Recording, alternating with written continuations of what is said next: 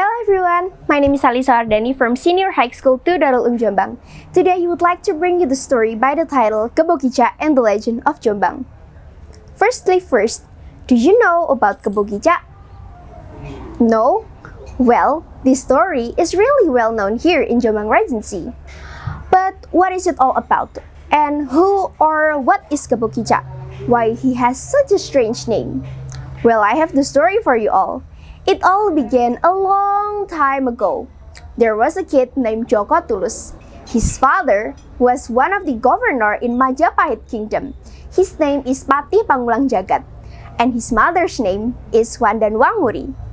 Since Joko Tulus was still a toddler, he was known to be very rebellious.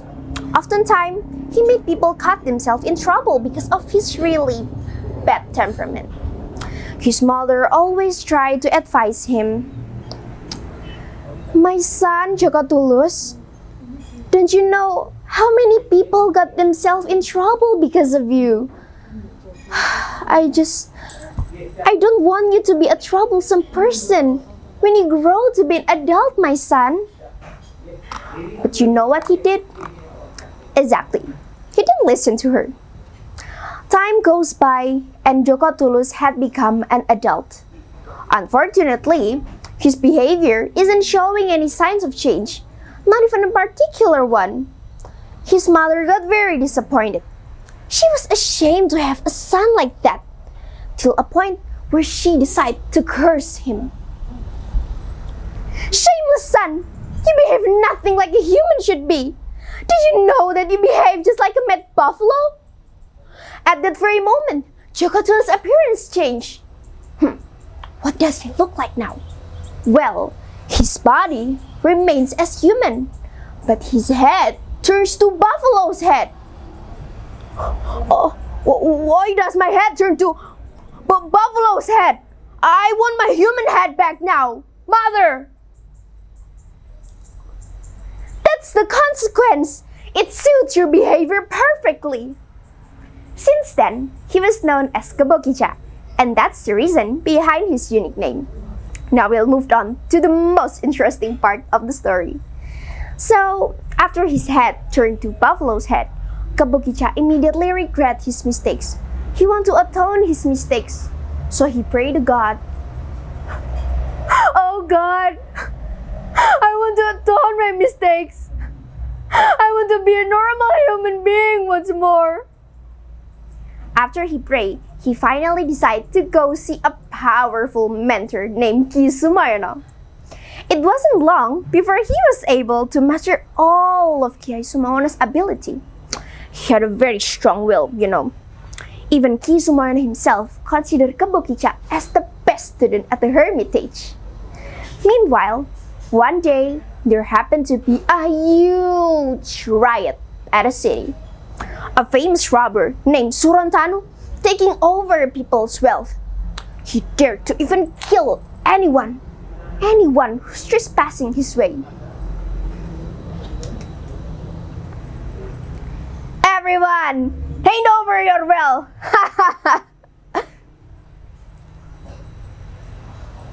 No. Why would I give it to you? He got very furious to hear about this. "What do you say?" He punched the villager. I wish that someday you'll be defeated and nobody would ever found your body." Surantanu got very furious to hear about this. He decided to stab the villager. After he killed the villager, he continued to pick up precious things he found all over the streets. He is very greedy, you know. "I am the richest man on earth, even wealthier than the king himself." The news spread quickly. When Ki Sumayono heard about this, he got very mad. He immediately ordered KEBOKICAK to kill this robber.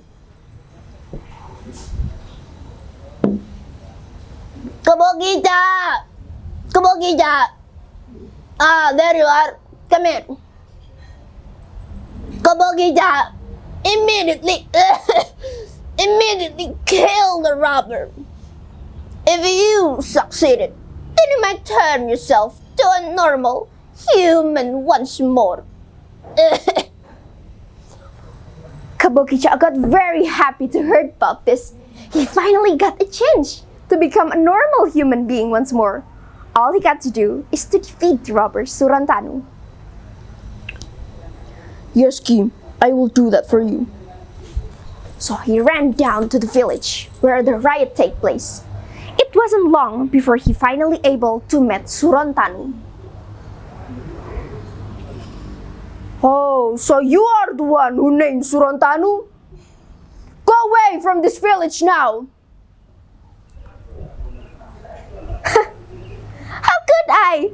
I haven't even finished my business here yet. I would only leave if everything had been destroyed. Then me, myself, will be the death of you. Then they fought fiercely. They keep on battling restlessly. Even when the day had become dark, their fight lasted for days and nights. Because their power is nearly equal, it's really hard to guess which one will beat the other one. I know your father. Pati bawang jagat, isn't he? That poor man to have such disappointing son like you. KEBOKICAK was very mad. His father was insulted. Die, Surantanu! Sometimes, light blast off from their fight. A red light and a green one emerged from their friction sword. The legend said that their fight lasted for a tremendously long time, until finally Surantanu got tired and KEBOKICAK managed to press him.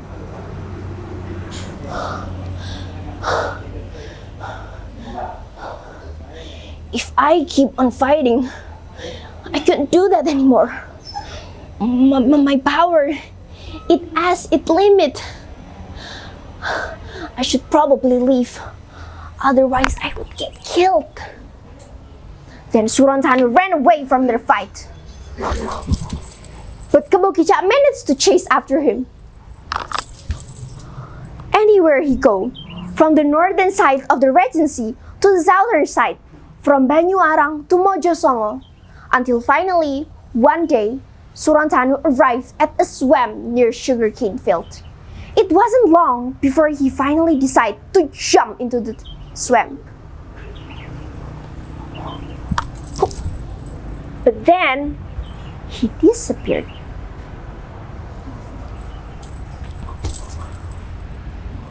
Surantanu! Don't you think you can trick me by disappearing into the swamp? I will chase you until the day that I die. Then KEBOKICAK decided to jump to the swamp as well. But you know what happened? They both disappeared. Through these days, no one really knows how both KEBOKICAK and Surantanu end up like, because they vanished just like that since the day they decided to jump to the swamp. By the way, do you remember that a red light and a green light emerged from their friction sword?